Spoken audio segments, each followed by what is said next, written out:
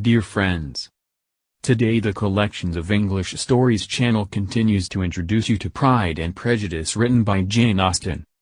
Please continue to support Collections of English Stories channel by clicking the subscribe button. Invite you to listen. Thank you so much. Please like, share and subscribe.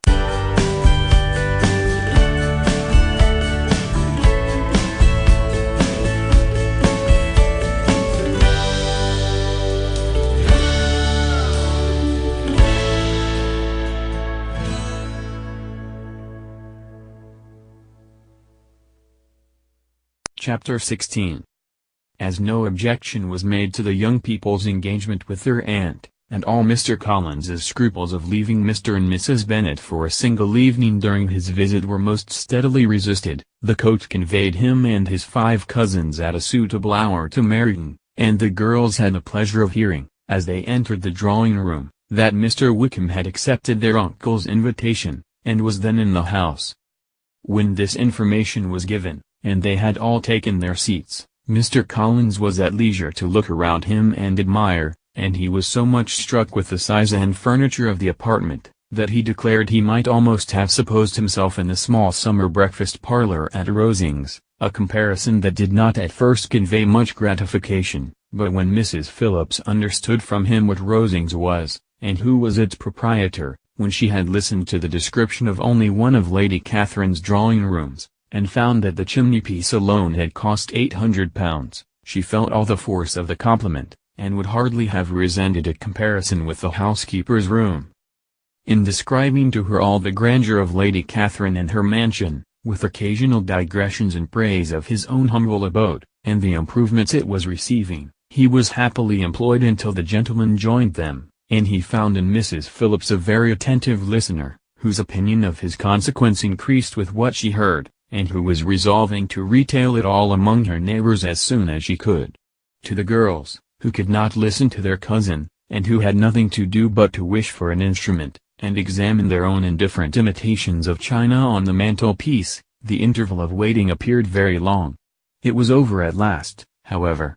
The gentlemen did approach, and when Mr. Wickham walked into the room, Elizabeth felt that she had neither been seeing him before, nor thinking of him since, with the smallest degree of unreasonable admiration.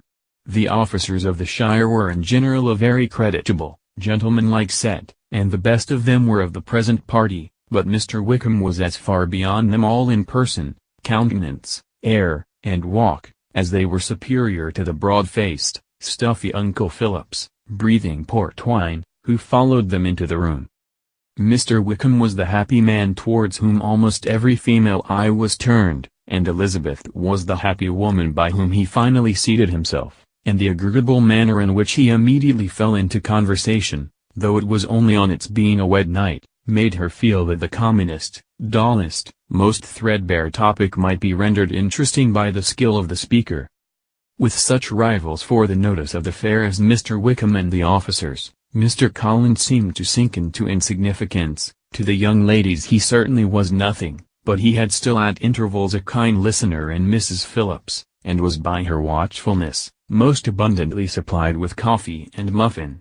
When the card tables were placed, he had the opportunity of obliging her in turn, by sitting down to whist. "I know little of the game at present," said he, "but I shall be glad to improve myself, for in my situation in life." Mrs. Phillips was very glad for his compliance, but could not wait for his reason. Mr. Wickham did not play at whist, and with ready delight was he received at the other table between Elizabeth and Lydia. At first there seemed a danger of Lydia's engrossing him entirely, for she was a most determined talker, but being likewise extremely fond of lottery tickets, she soon grew too much interested in the game, too eager in making bets and exclaiming after prizes to have attention for anyone in particular.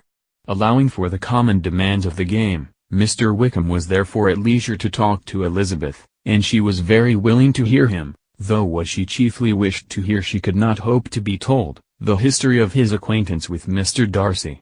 She dared not even mention that gentleman.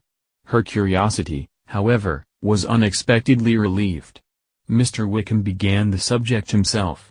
He inquired how far Netherfield was from Meryton, and, after receiving her answer, asked in a hesitating manner how long Mr. Darcy had been staying there.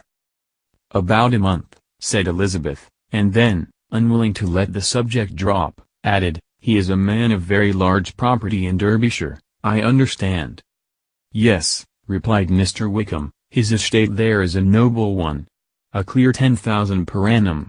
You could not have met with a person more capable of giving you certain information on that head than myself, for I have been connected with his family in a particular manner from my infancy."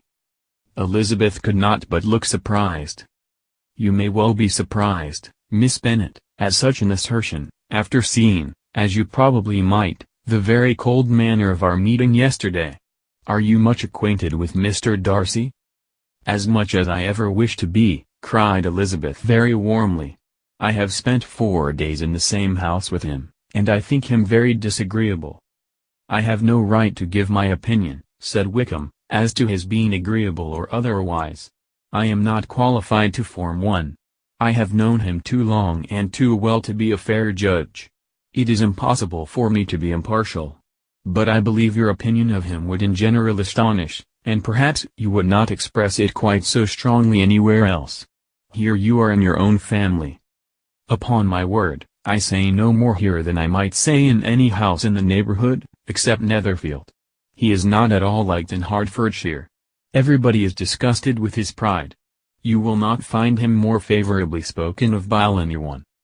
"I cannot pretend to be sorry," said Wickham, after a short interruption, "that he or that any man should not be estimated beyond their deserts, but with him I believe it does not often happen. The world is blinded by his fortune and consequence, or frightened by his high and imposing manners, and sees him only as he chooses to be seen. I should take him, even on my slight acquaintance, to be an ill-tempered man." Wickham only shook his head. "I wonder," said he, at the next opportunity of speaking, "whether he is likely to be in this country much longer. I do not at all know, but I heard nothing of his going away when I was at Netherfield. I hope your plans in favor of the shire will not be affected by his being in the neighborhood." "Oh, no, it is not for me to be driven away by Mr. Darcy. If he wishes to avoid seeing me, he must go. We are not on friendly terms, and it always gives me pain to meet him, but I have no reason for avoiding him but what I might proclaim before all the world, a sense of very great ill-usage, and most painful regrets at his being what he is. His father, Miss Bennet, the late Mr. Darcy, was one of the best men that ever breathed, and the truest friend I ever had, and I can never be in company with this Mr. Darcy without being grieved to the soul by 1,000 tender recollections. His behavior to myself has been scandalous, but I verily believe I could forgive him anything and everything, rather than his disappointing the hopes and disgracing the memory of his father." Elizabeth found the interest of the subject increase, and listened with all her heart, but the delicacy of it prevented further inquiry. Mr. Wickham began to speak on more general topics, Meryton, the neighborhood, the society, appearing highly pleased with all that he had yet seen, and speaking of the latter with gentle but very intelligible gallantry. "It was the prospect of constant society, and good society," he added, "which was my chief inducement to enter the shire. I knew it to be a most respectable, agreeable corps, and my friend Denny tempted me further by his account of their present quarters, and the very great attentions and excellent acquaintances Meryton had procured them. Society, I own, is necessary to me. I have been a disappointed man, and my spirits will not bear solitude. I must have employment and society. A military life is not what I was intended for, but circumstances have now made it eligible. The church ought to have been my profession. I was brought up for the church, and I should at this time have been in possession of a most valuable living, had it pleased the gentleman we were speaking of just now. Indeed. Yes, the late Mr. Darcy bequeathed me the next presentation of the best living in his gift. He was my godfather, and excessively attached to me. I cannot do justice to his kindness. He meant to provide for me amply, and thought he had done it, but when the living fell, it was given elsewhere." "Good heavens!" cried Elizabeth, "but how could that be? How could his will be disregarded? Why did you not seek legal redress?" There was just such an informality in the terms of the bequest as to give me no hope from law. A man of honor could not have doubted the intention, but Mr. Darcy chose to doubt it, or to treat it as a merely conditional recommendation, and to assert that I had forfeited all claim to it by extravagance, imprudence, in short anything or nothing. Certain it is, that the living became vacant 2 years ago, exactly as I was of an age to hold it, and that it was given to another man, and no less certain is it, that I cannot accuse myself of having really done anything to deserve to lose it. I have a warm, unguarded temper, and I may have spoken my opinion of him, and to him, too freely. I can recall nothing worse. But the fact is, that we are very different sort of men, and that he hates me. This is quite shocking. He deserves to be publicly disgraced. Some time or other he will be, but it shall not be by me. Till I can forget his father, I can never defy or expose him. Elizabeth honored him for such feelings, and thought him handsomer than ever as he expressed them. But what, said she, after a pause, can have been his motive? What can have induced him to behave so cruelly? A thorough, determined dislike of me, a dislike which I cannot but attribute in some measure to jealousy. Had the late Mr. Darcy liked me less, his son might have borne with me better, but his father's uncommon attachment to me irritated him, I believe, very early in life. He had not a temper to bear the sort of competition in which we stood, the sort of preference which was often given me. I had not thought Mr. Darcy so bad as this, though I have never liked him. I had not thought so very ill of him. I had supposed him to be despising his fellow creatures in general, but did not suspect him of descending to such malicious revenge, such injustice, such inhumanity as this. After a few minutes' reflection, however, she continued, I do remember his boasting one day, at Netherfield, of the implacability of his resentments, of his having an unforgiving temper. His disposition must be dreadful. I will not trust myself on the subject, replied Wickham, I can hardly be just to him. Elizabeth was again deep in thought, and after a time exclaimed, to treat in such a manner the godson, the friend, the favorite of his father. She could have added, a young man, too, like you, whose very countenance may vouch for your being amiable, but she contented herself with, and one, too, who had probably been his companion from childhood, connected together, as I think you said, in the closest manner. We were born in the same parish, within the same park, the greatest part of our youth was passed together, inmates of the same house, sharing the same amusements, objects of the same parental care. My father began life in the profession which your uncle, Mr. Phillips, appears to do so much credit to, but he gave up everything to be of use to the late Mr. Darcy and devoted all his time to the care of the Pemberley property. He was most highly esteemed by Mr. Darcy, a most intimate, confidential friend. Mr. Darcy often acknowledged himself to be under the greatest obligations to my father's active superintendence, and when, immediately before my father's death, Mr. Darcy gave him a voluntary promise of providing for me, I am convinced that he felt it to be as much a debt of gratitude to him, as of his affection to myself. How strange! Cried Elizabeth. How abominable! I wonder that the very pride of this Mr. Darcy has not made him just to you. If from no better motive, that he should not have been too proud to be dishonest, for dishonesty I must call it. It is wonderful, replied Wickham, for almost all his actions may be traced to pride, and pride had often been his best friend. It has connected him nearer with virtue than with any other feeling. But we are none of us consistent, and in his behavior to me there were stronger impulses even than pride. Can such abominable pride as his have ever done him good? Yes. It has often led him to be liberal and generous, to give his money freely, to display hospitality, to assist his tenants, and relieve the poor. Family pride, and filial pride, for he is very proud of what his father was, have done this. Not to appear to disgrace his family, to degenerate from the popular qualities, or lose the influence of the Pemberley house, is a powerful motive. He has also brotherly pride, which, with some brotherly affection, makes him a very kind and careful guardian of his sister, and you will hear him generally cried up as the most attentive and best of brothers. What sort of girl is Miss Darcy? He shook his head. "I wish I could call her amiable. It gives me pain to speak ill of a Darcy. But she is too much like her brother, very, very proud. As a child, she was affectionate and pleasing, and extremely fond of me, and I have devoted hours and hours to her amusement. But she is nothing to me now. She is a handsome girl, about 15 or 16, and, I understand, highly accomplished.